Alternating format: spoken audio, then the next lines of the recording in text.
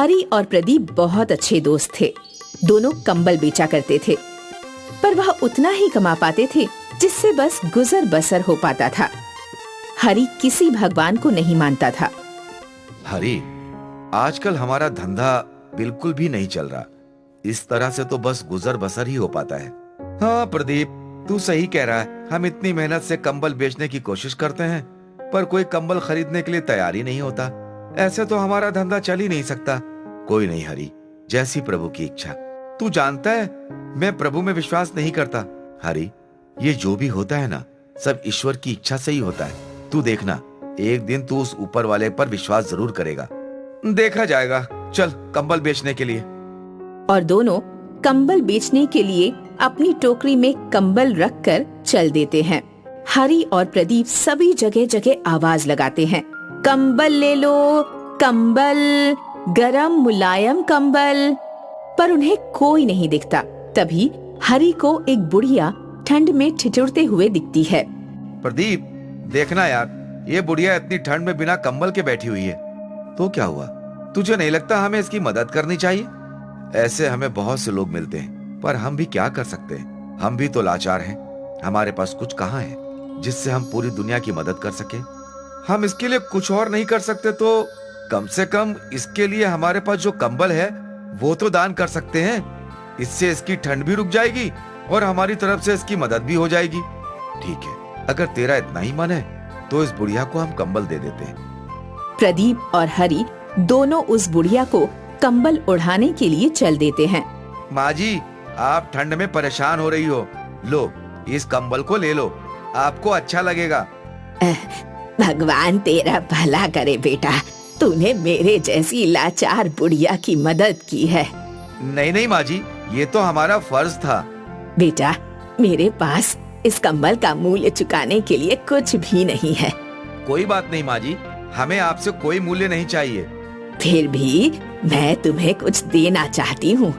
अगर आप कुछ देना ही चाहती हो तो इतना आशीर्वाद दो कि जो हम काम कर रहे हैं उसमें थोड़ी बरकत हो, जिससे हम अपना गुजर बसर कर सके। बेटा, मेरे पास और तो कुछ देने के लिए नहीं है, पर हाँ, मेरे पास ये ठाकुर जी की मूर्ति है, इसको तुम ले जाओ। मैं इनकी हमेशा सेवा करती थी, पर अब मैं इनकी सेवा करने में असमर्थ हूँ। अगर तुम इनको लेकर जाओगे अपने साथ तो तुम्हारा और इनका दोनों का भला होगा। हरी प्रदीप की ओर देखता है।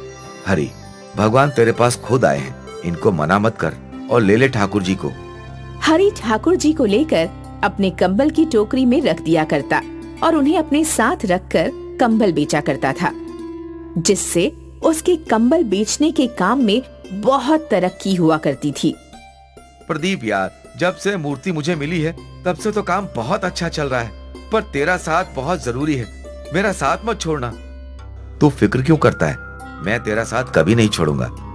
कुछ दिन बाद प्रदीप बीमार हो जाता है और वह हरी से कहता है, कुछ दिन से मेरी तबीयत कुछ ठीक नहीं है, मैं कुछ दिन घर ही आराम करूंगा। तू अपना काम अच्छी तरह से करना। हाँ ठीक है यार, तू पहले आराम कर।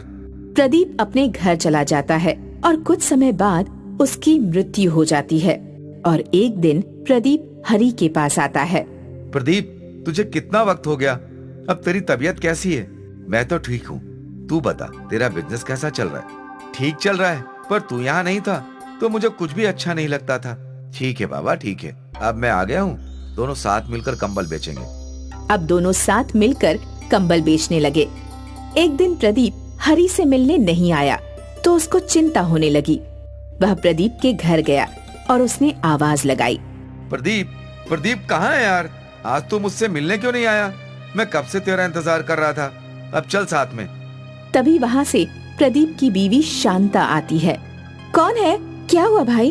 आप मेरे पति को आवाज क्यों लगा रहे हैं? नमस्ते भाभी, मैं अपने दोस्त प्रदीप से मिलने आया हूँ, वो आज मुझसे मिलने नहीं आया। शांता अपनी आंखों में आंसू भर लाती है और कहती है, भैया, आपके दोस्त को तो इस दुनिया से गए हुए 3 महीने हो गए और आप कह रहे हैं वो आज आपसे मिलने क्यों नहीं आए? वो अब नहीं आ सकते। क्या कह रही हो भाभी? अभी कल ही तो वो मुझसे मिलने आया था, आज वो मुझसे मिलने नहीं आया तो मुझे बेचैनी होने लगी। वही तो है जो मेरी कंबल बेचने में मदद करता था। भैया ऐसा कैसे हो सकता है? उन्होंने तो मुझसे 3 महीने पहले ही मुंह मोड़ लिया था। वो आपसे कैसे मिलने आ सकते हैं? हरी के पैरों से जैसे जमीन ही खिसक गई हो। वह लड़खड़ा जाता है और जब होश में आता है तब उसे प्रदीप के फोटो पर हार लटका दिखता है और वह हैरान हो जाता है कि आखिर उससे मिलने कौन आया करता था। वह अपने घर की तरफ चल देता है। तब उसे वही बुढ़िया मिलती है। वो बुढ़िया को सारी बात बताता है। बेटा, जिस दोस्त की तुम बात कर रहे हो वो और कोई नहीं, वह स्वयं ठाकुर जी थे जो तुम्हारी मदद प्रदीप के द्वारा कर रहे थे। तुम उनको नहीं मानते थे ना? आज उन्होंने साबित कर दिया कि वो सबके करता धरता है। प्रदीप ने तुमसे तुम्हारा साथ देने का वादा किया था और ये वादा ठाकुर जी ने निभाया है और प्रदीप बनकर तुम्हारा साथ दिया। हरी हैरान हो जाता है यह सब सुनकर और भागा भागा अपने घर पहुंचता है जहां ठाकुर जी की मूर्ति रखी हुई होती है। वह ठाकुर जी की मूर्ति के आगे नतमस्तक होकर माफी मांगता है। मुझे माफ कर दो प्रभु, मैंने कभी भी आप पर विश्वास नहीं किया और आपने मेरा मुसीबत में भी साथ दिया। आज के बाद मैं आपका दामन कभी नहीं छोड़ूंगा, सदा आपका सिमरन करूंगा। अगले दिन जन्माष्टमी थी। हरि ने बाल गोपाल को पंचामृत से स्नान करवाया। सुंदर कपड़े पहनाकर उनकी जन्माष्टमी बहुत धूमधाम से मनाई और वह हर साल जन्माष्टमी मनाने लगा।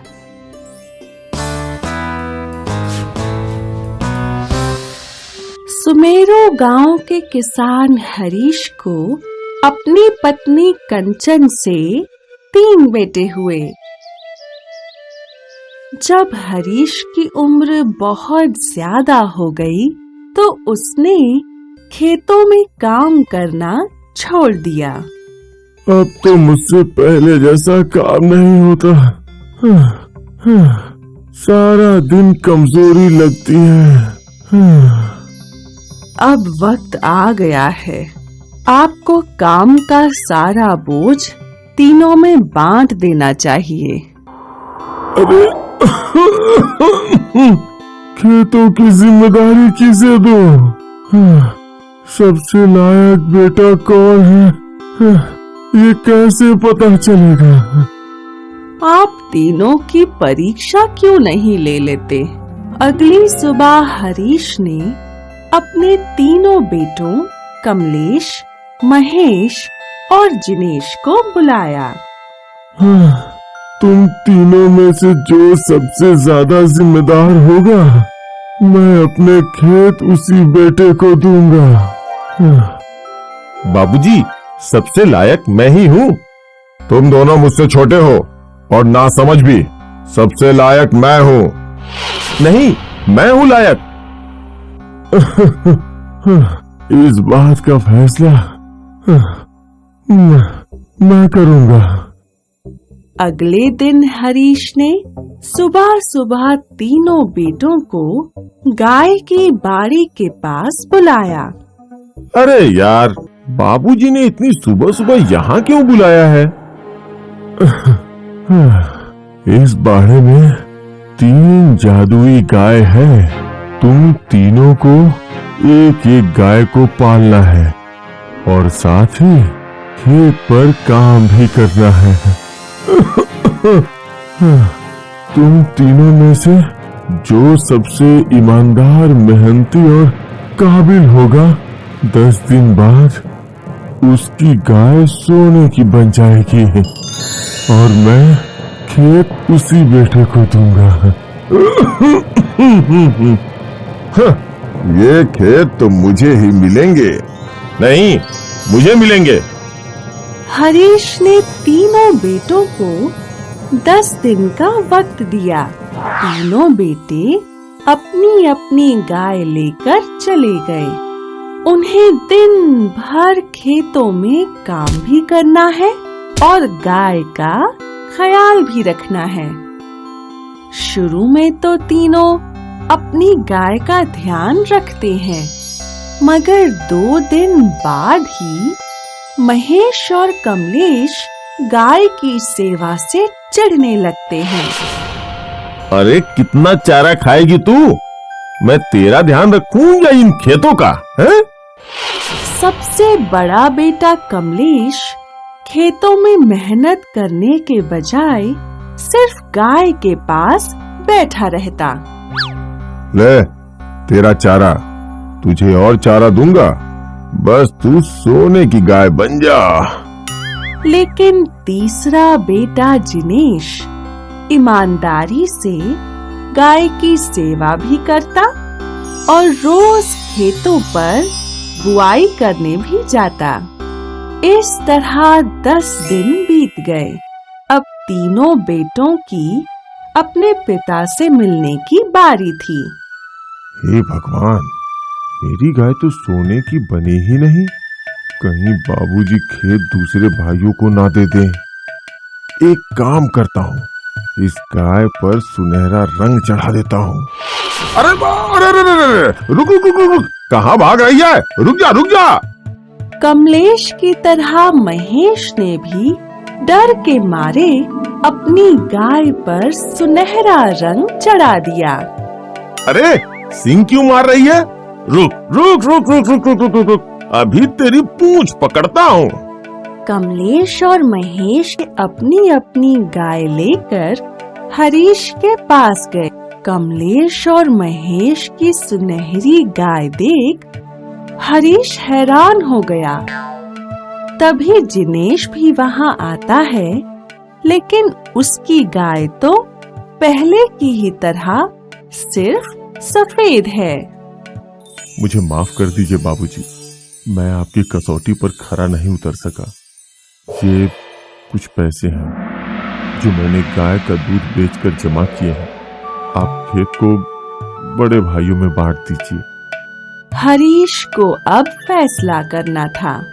बहुत सोचने के बाद उसने फैसला किया। मेरे सारे खेत आज से जिनेश संभालेगा। ये सुनकर दोनों भाई चौंक गए। लेकिन बाबूजी, शर्त के मुताबिक तो सोने की गाय हमारे पास है। हाँ, ये कोई जादुई गाय नहीं है और ना ही ये कभी सोने की बन सकती है। अरे ये तो मैंने सिर्फ तुम्हारी परीक्षा लेने के लिए बोला था। तुम दोनों ने अपने फायदे के लिए बेचारी गाय पर ऐसा गंदा रंग चढ़ाकर उसे परेशान कर डाला। तुम दोनों भाइयों की यही सजा है कि तुम लोग गाय का बाड़ा संभालोगे। इस कहानी से हमें ये शिक्षा मिलती है कि जो व्यक्ति फल की इच्छा किए बिना ईमानदारी से अपना काम करता है, सफलता उसे ही मिलती है। हाय, मैं हूँ शाइनी। अगर आप मुझे ऐसे ही देखना चाहते हैं तो इस वीडियो को जरूर शेयर करें और हाँ, इस चैनल को भी सब्सक्राइब करना ना भूलें